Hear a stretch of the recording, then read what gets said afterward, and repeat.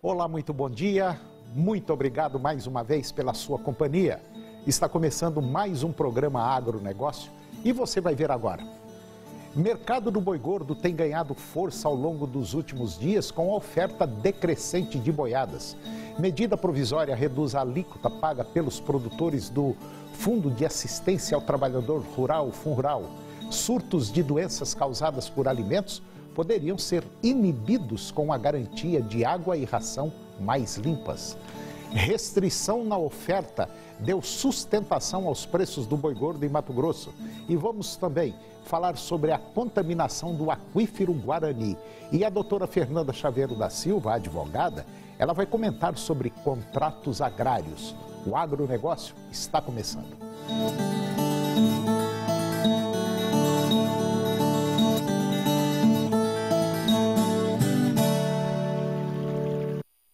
O mercado do boi gordo tem ganhado força ao longo dos últimos dias com a oferta decrescente de boiadas. A própria expectativa dos pecuaristas por preços crescentes colabora com o cenário, uma vez que gera retenção de boiadas disponíveis. No Rio Grande do Sul, a oferta de boiadas e a chegada de carne oriunda do Brasil Central mantém as cotações pressionadas. Nas demais regiões, o cenário é mais firme, com valorizações em 7 das 32 praças pesquisadas pela Scott Consultoria.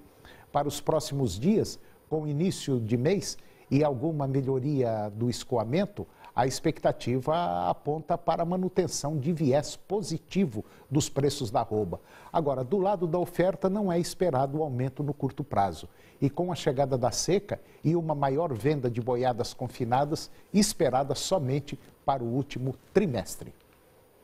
Foi publicada a medida provisória MP número 793, que institui o Programa de Regularização Tributária Rural, o PRR, junto à Secretaria da Receita Federal do Brasil e à Procuradoria-Geral da Fazenda Nacional. O texto também reduz a alíquota paga pelos produtores ao Fundo de Assistência ao Trabalhador Rural, o FUNRURAL. Atualmente, o valor da contribuição do produtor é de 2,1%, 2% da receita bruta com a comercialização dos produtos, mais 0,1% também da receita com os produtos para financiar casos de acidente de trabalho. E com a medida, o valor total vai para 1,3%, 1,2% mais 0,1%. Calcula-se que há entre 8 e 10 bilhões de reais em pagamento atrasados ao FUNRURAL. E, de acordo com especialista do setor tributário, a adesão ao PRR para pagamentos dos débitos da contribuição do artigo 25 da Lei 8.212 de 1991, FUNRURAL, especialmente produtor pessoa física, pressupõe uma entrada de 4% do valor da dívida sem reduções a ser paga em até 4 parcelas, vencíveis entre setembro e dezembro de 2017. O restante da dívida pode ser consolidado em 176 prestações mensais e sucessivas, com redução de 25% das multas de mora e dos encargos e 100% dos juros, sendo que o produtor rural, pessoa física, e para o adquirente da produção rural, que são cooperativas, cerealistas, cuja dívida seja inferior a 15 milhões de reais, as prestações podem ser equivalentes a 0,8% da média da receita bruta proveniente da comercialização de sua produção rural no ano anterior. Surtos de doenças causadas por alimentos poderiam ser inibidos com a garantia de água e ração mais limpas para animais de corte, juntamente com vacinas e outros tratamentos preventivos. A ideia é conter os agentes patogênicos antes que os animais cheguem aos abatedouros. Segundo uma entidade americana, um fundo garantidor financeiro. Entre as medidas propostas estão padrões sanitários mais rigorosos para a ração animal e água e maior compartilhamento de informações entre campanhas e agências reguladoras. Segundo essa organização americana, a contaminação de carne por bactérias como salmonela, listeria e Escherichia coli resulta em gastos anuais de 2,5 bilhões de dólares com tratamentos de saúde. Cerca de 2 milhões de pessoas ficam doentes anualmente por causa desses agentes patogênicos que já forçaram o recall de aproximadamente 193 mil toneladas de carnes entre 2005 e 2015. E agora vamos ver como anda o tempo para hoje aqui no estado de Goiás. Nós vamos ter para a maioria dos municípios tempo parcialmente nublado, sol entre poucas nuvens. Para alguns outros municípios teremos céu claro, sol também entre poucas nuvens, vento durante o dia e frio à noite. Vamos conferir agora a temperatura para os principais municípios produtores de Goiás. Porangatu, 36 a máxima e 19 a mínima. Campos Belos, 34 a máxima e 20 a mínima. Ceres, 33 a máxima e 17 a mínima. Lusiânia, 30 a máxima e 17 a mínima. Jussara, 35 a máxima e 24 a mínima. Anápolis, 30 a máxima e 18 a mínima. Acreúna, 34 a máxima e 22 a mínima. Quirinópolis, 34 a máxima e 21 a mínima. Jataí, 34 a máxima e 16 a mínima. E Ipameri, 31 a máxima e 14 graus a temperatura mínima. E depois do intervalo, você vai ver que a restrição na oferta deu sustentação aos preços do boi gordo lá no Mato Grosso. E também vamos falar sobre a contaminação do aquífero Guarani. E a doutora Fernanda Chaveiro da Silva, advogada, vai comentar sobre contratos agrários. Nós voltamos já. Eu vou conversar agora com a doutora Fernanda Chaveiro da Silva. Ela é advogada, mestre em agronegócio pela Universidade Federal de Goiás, especialista em direito empresarial e professora de direito agrário. E nós vamos falar de um tema interessante, um tema que envolve produtor rural, empresas, basicamente todo dia. E todo dia tem negócios. Nós vamos falar sobre contratos agrários. Doutora Fernanda Chaveiro da Silva, bom dia. Bom dia, Antônio. Tudo bem? Tudo bem. Doutora Fernanda, é muito comum hoje a gente fazer uma série de contratos, contrato de compra e venda, barter, enfim. Hoje o setor agropecuário basicamente vive, assim, de maneira geral, à base de contratos. Quais são as modalidades de contratos agrários que existem hoje? Hoje existem duas modalidades de contratos agrários. Nós vamos ter os contratos rurais típicos e os contratos rurais atípicos. Os contratos rurais típicos são aqueles que são regulamentados pelas legislações agrárias, como, por exemplo, o contrato de parceria e o contrato de arrendamento rural, que estão ali regulamentados no Estatuto da Terra e que são instrumentos, são contratos bastante utilizados no meio rural brasileiro. Os contratos rurais atípicos são aqueles que estão relacionados ao desenvolvimento da atividade agrária, porém eles não estão regulamentados na legislação agrária, como acontece como o contrato de prestação de locação de serviços, o contrato de comodato e também o de empreitada, que está lá no Código Civil. Bom, então, quando um produtor for fazer um determinado contrato, então, ele tem que saber que existem duas formas. E uma coisa é uma coisa, outra coisa é outra coisa. Sim. Os típicos e atípicos. Isso. Só para confirmar, os típicos são quais? Os típicos são os contratos que estão regulamentados nas legislações agrárias. É parceria? Como parceria e arrendamento rural. Ah, e arrendamento rural. Arrendamento rural. São típicos. São típicos. Fora isso aí, são atípicos. São contratos atípicos, que são regulamentados por outras legislações, como o Código Civil e outras legislações infraconstitucionais que estão aí no ordenamento jurídico brasileiro. Agora, independente se é típico ou atípico, caso um contrato desse não seja cumprido, o que pode ser feito? Caso esses contratos eles não sejam cumpridos, primeiramente deve verificar por que eles não foram cumpridos, se é uma das partes ou ambas as partes agiram com culpa ou se foi devido a fatores externos, como força maior ou então algum outro motivo que não está ligado ali à vontade das partes, por motivo das partes. Depois de ter verificado isso, essas partes elas devem tentar entrar num acordo de forma que fique boa para ambas e, se não for possível, a parte prejudicada ela pode entrar na justiça para pedir a reparação dos seus danos. Mas desde que os dois lados entrem num acordo, pode ser desfeito sem problema nenhum? Sim, pode ser desfeito, desde que esteja bom para as duas partes, desde que não haja prejuízo para uma das partes. Agora, essa reparação do dano, ela aplica-se somente na restituição do valor? Ou o que foi acordado no contrato? Só no valor, só mexe aí? Vai depender do tipo de contrato que foi celebrado e também do caso concreto, o que as partes estipularam ali naquele contrato. Mas, como regra geral, vai ser determinado o valor a ser pago, deve ser aquela restituição do valor que foi acordado no contrato e, além disso, pode haver ainda por perdas e danos, uma restituição por perdas e danos, caso fique comprovado que uma das partes teve um prejuízo ali, e isso daí inclui o dano material.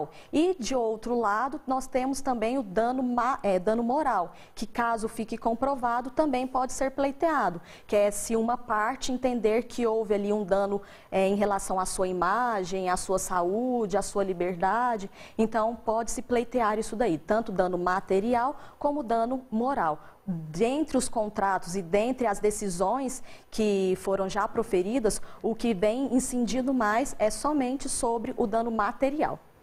Agora, vamos supor o seguinte, esses contratos, sejam eles típicos ou atípicos, eles podem ser acordados, quer dizer, pode ter um acordo aí de forma como os dois lados acharem mais conveniente? Em se tratando dos contratos atípicos, as partes elas podem manifestar as suas vontades sim nesse contrato. Então elas podem inserir cláusulas ali, desde que traga algum benefício para ambas. Em se tratando dos contratos típicos, ou seja, o de parceria e o de arrendamento rural, não há de se falar em manifestação das partes. Deve-se seguir o que o legislador coloca ali na lei, colocou na lei de forma obrigatória, compulsória. Então aquela tem que seguir a risca. Tem que seguir a risca. Tá certo, tá bom. Doutora Fernanda Chaveiro da Silva, muito obrigado mais uma vez pela sua participação no nosso programa. E esse negócio de contrato é sério, hein? Muito sério isso aí. Tem muita gente que faz de boca e não funciona. Muito obrigado. Obrigada, Antônio. Até o próximo. E depois do intervalo, vamos falar sobre a restrição na oferta que deu sustentação aos preços do boi gordo lá no Mato Grosso. E também vamos falar sobre a contaminação do aquífero Guarani. Nós voltamos já.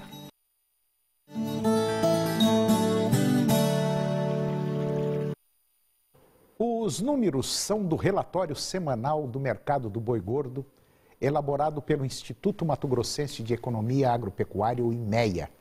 E esses números mostram que a restrição na oferta deu sustentação ao preço do boi gordo lá no Mato Grosso.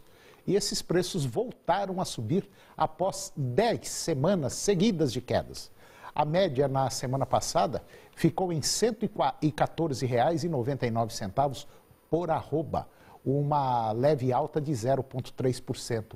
As perdas acumuladas nos últimos 2 meses foi de R$ 10,41 por arroba, ou seja, menos 8,3%. E segundo o IMEA, devido a uma maior dificuldade na compra de animais por parte dos frigoríficos, a escala de abate em Mato Grosso recuou 0,4%, estabelecendo aí uma média de 6,4 dias a mais curta desde a segunda semana de julho. E agora eu vou conversar com Guido Juliano Martins Araújo. Guido é agrônomo, perito ambiental e gestor de empresas. E nós vamos falar sobre um tema interessante, a contaminação do aquífero Guarani. Guido Juliano, bom dia. Bom dia, Antônio. Tudo bom? Ótimo. Pois é, Guido. Um dos maiores aquíferos aí do mundo, né? A água parece que já está indo aí pro espaço, né?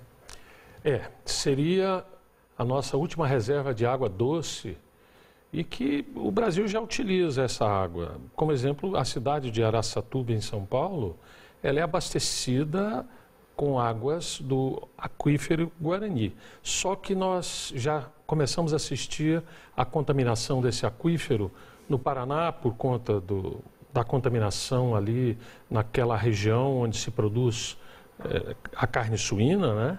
Toledo e aquela região, e agora o nosso país, os nossos hermanos resolvem extrair o gás de xisto com uma técnica americana chamada fracking, que é o fraturamento hidráulico da rocha, injetando mais de 600 substâncias químicas, todas tóxicas, que vão contaminar o aquífero. Só para você ter uma ideia, o aquífero Guarani, ele tem hoje 839 mil quilômetros quadrados só no Brasil, aquela área azul que a gente está vendo. Aí ele pega Argentina, Paraguai, Uruguai, é muita água que tem ali embaixo, ou seja, o aquífero Guarani, ele tem aí uma superfície de 1.200.000 quilômetros quadrados. Inclusive, Ribeirão Preto, a cidade de Ribeirão, no estado de São Paulo, a água de Ribeirão Preto é extraída do aquífero também. E é uma situação que está tornando assim delicada, porque ali não tem como tratar, né, Guido? A coisa está lá dentro, está debaixo da terra, está lá embaixo, e a turma está tirando esse xisto aí, está tirando esse elemento químico aí, e vai, com certeza, prejudicar e contaminar. Já está contaminando, né? Exatamente. E é bom que nós lembremos que o sul de Goiás, o aquífero Guarani está lá também. O estado de São Paulo todo, o estado do Paraná, Santa Catarina e também uma parte de Minas Gerais. Então, é um aquífero enorme. E a partir do momento que houver uma contaminação, ela será generalizada e nós perderemos esse reservatório. E nós, Antônio, estamos negligenciando com relação aos nossos aquíferos. Nós temos um aquífero enorme no oeste baiano, ele começa aqui na região de Poços, em Goiás, numa parte de Minas Gerais, e vai até Gilboés, no Piauí. É o aquífero Urucuia, aonde se retira a água, por enquanto, e lá no oeste baiano existem centenas de pivôs que retiram a água do aquífero Urucuia a profundidades de centenas e centenas de metros. Isso é um recurso finito. Pode ter certeza, é só uma questão de tempo para começar a dar problema sério, Guido. Vamos para o intervalo comercial, depois a gente volta a falar mais sobre essa contaminação do aquífero Guarani. É um minuto só. Eu estou de volta conversando com Guido Juliano Martins Araújo e nós estamos falando sobre o aquífero Guarani. Uma área muito grande que abrange Goiás, Mato Grosso do Sul, São Paulo, Paraná, Santa Catarina, Rio Grande do Sul, e pega aí Argentina, Uruguai, Paraguai. E agora o pessoal está fazendo extração de gás, né, Guido? Vamos dizer, dessa plataforma aquífera. E provavelmente nós vamos ter aí uma contaminação muito grande desse aquífero. Exatamente. Os Estados Unidos, cientistas americanos criaram essa técnica do fracking, do fraturamento hidráulico, e retiram gás, são gases derivados do petróleo, que estão nas porosidades de determinadas rochas. Mas nos Estados Unidos, Antônio, em vários estados americanos, como o Texas, o Kansas, o Colorado, o Novo México, o Ohio, eles já estão tendo terremotos, ou seja, abalos sísmicos por conta desses sucessivos fraturamentos da rocha, porque um poço do shale gas, desse gás de xisto, ele, na realidade, um ano depois dele aberto, ele produz muito pouco, aí se tem que fazer nova perfuração em outra localidade. Aí vai virando um queijo suíço esse subsolo, e esses abalos sísmicos já medidos na escala Richter estão aí até o presente momento em torno de 3 graus, mas sucessivos fraturamentos estão acontecendo para se retirar esse gás, então teremos evidentemente um recrudescimento desses abalos. Ô Guido, é incrível, né? Como que, vamos dizer, a ganância pelo dinheiro é muito grande, né? Quer dizer, todo mundo sabe que é uma questão de tempo para a gente começar a ter problema, ao invés de fazer uma coisa já pensando no futuro para não estragar, para não poluir, para não contaminar. Quer dizer, você pega uma cidade como Ribeirão Preto e tantas outras cidades em São Paulo, que a água vem lá de baixo. Quer dizer, essa água vai acabar com toda certeza absoluta. Uma hora ela acaba. Exatamente. E um detalhe, o Brasil precisa disso. Nós temos aí uma quantidade ainda não calculada de exploração de energia através da luz do sol por conta do Brasil. O Brasil é um país tropical, o Brasil é um país que está próximo ao Equador, nós temos uma insolação muito grande e a energia do vento, a energia eólica. Para que nós vamos trabalhar com derivados de petróleo, sendo que países da Europa já estão marcando dia e hora para abandonar completamente os veículos movidos a combustíveis fósseis, a gasolina?